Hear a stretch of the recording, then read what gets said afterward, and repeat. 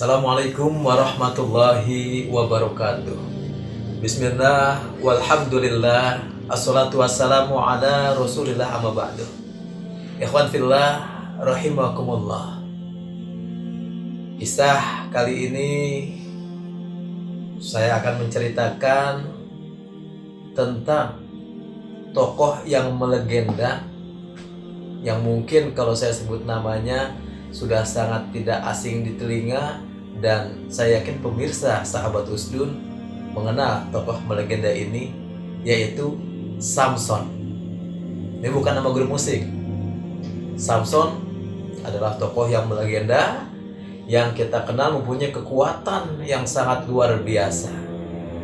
Nah, ternyata mungkin sedikit sekali yang mengetahui bahwa tokoh yang melegenda ini yang akan saya kisahkan ini, beliau adalah seorang Nabiullah. Jadi, kisah ini terdapat di dalam kitab Muqasyafatul Qulub dan juga kitab Qisasul Anbiya. Ini dua kitab ini menerangkan tentang kisah Nabi Samson, atau dalam bahasa Arabnya Sam'un al-Ghazi. Nabi pernah bercerita terhadap sahabatnya ketika sedang berkumpul di saat itu bulan puasa, di bulan Ramadan, sedang berkumpul bersama sahabatnya. Nabi tiba-tiba tersenyum. Sahabat kemudian bertanya, "Ya Rasulullah, gerangan apa yang membuat engkau tersenyum ya Rasul?" Apa kata Nabi? "Aku melihat di padang mahsyar, di akhirat itu ada seorang Nabi. Dia datang membawa pedang, dan Nabi ini masuk surga sendirian, dia gak punya umat." Nabi tersenyum. "Siapa orang itu ya Rasul?" Kata Nabi, "Beliau adalah Sam'un Ghazi." Nah, Nabi kemudian menceritakan, mengkisahkan tentang siapa Sam'un ini. Dia adalah Nabi yang hidup di zaman Bani Israel. Luar biasa Nabi Sam'un ini. Ya, kalau kita dengar cerita kisahnya bahwa memiliki kekuatan yang luar biasa. Sam'un memerangi raja kafir dari kalangan Bani Israel, sehingga akhirnya ia dimusuhi oleh raja tersebut, dan raja Bani Israel kemudian membuat sayembara. Siapa yang berhasil membunuh Sam'un akan mendapatkan hadiah yang sangat besar. Dan rupanya sayembara ini membuat tertarik istri daripada Sam'un sendiri. Sampai satu ketika, tatkala Sam'un sedang tertidur, diikatlah Sam'un kiri kanan tangannya dengan rantai.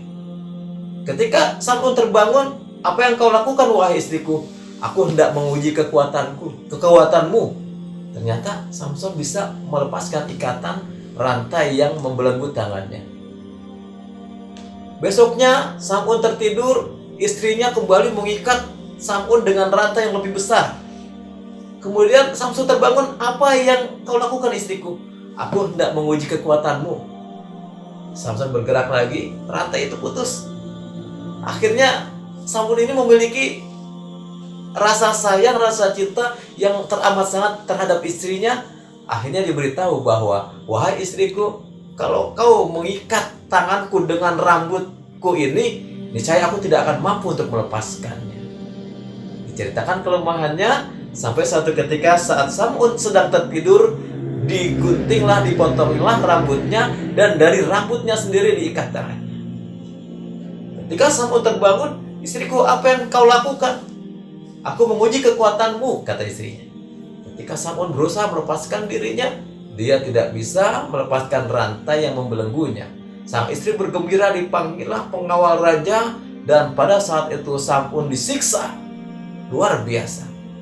Dengan kondisi yang luar biasa tersiksa itu, Sam'un berdoa kepada Allah agar diberikan kekuatan, agar bisa membebaskan diri daripada rantai yang mengikatnya, yang terbuat dari rambut. Kemudian Allah mengabulkan doa Sam'un. Sam'un pun bisa berhasil melepaskan ikatan yang terbuat dari rambutnya itu, dan berhasil menghancurkan istana daripada kerajaan Bani Israel ini. Dan dari situ, setelah itu Sam'un bertobat, mohon ampun kepada Allah. Dia begitu mencintai istrinya yang ternyata mengkhianatinya. Dan Sam'un beribadah selama 1000 tahun untuk menebus kesalahannya kepada Allah. Dia beribadah tanpa henti selama 1000 tahun. Sahabat yang mendengar cerita Rasulullah begitu terkagum-kagum terhadap sosok Sam'un ini. Sampai sahabat ada yang bertanya, "Ya Rasul, luar biasa sekali. Sam'un bisa beribadah sampai 1000 tahun.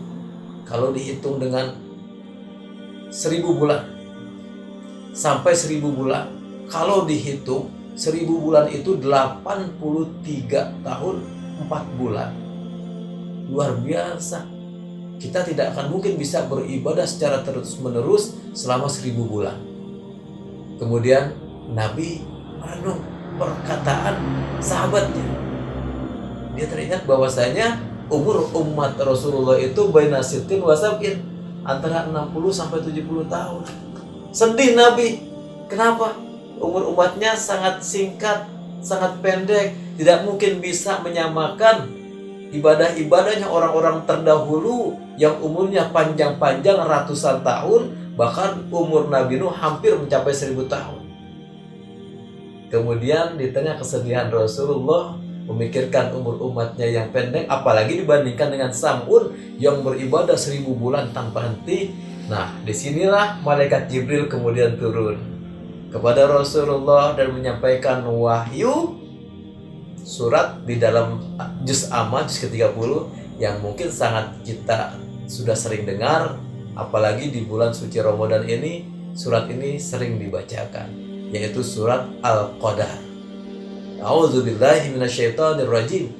Inna anzalnahu fi lailatul qadr. Wa ma adraka ma lailatul qadr. Lailatul qadri khairum min alfi syahr. Kata Jibril, inna anzalnahu fi lailatul qadr. Sesungguhnya Al-Quran ini diturunkan pada malam kemuliaan. Tahukah kamu apa malam kemuliaan itu? Lailatul Qadri khairum min alfi syahri. Malam kemuliaan, malam Al-Qadar lebih baik nilainya daripada 1000 bulan. Ketika mendapatkan ayat ini, surat Al-Qadar ini, Nabi begitu bergembira, begitu berbahagia.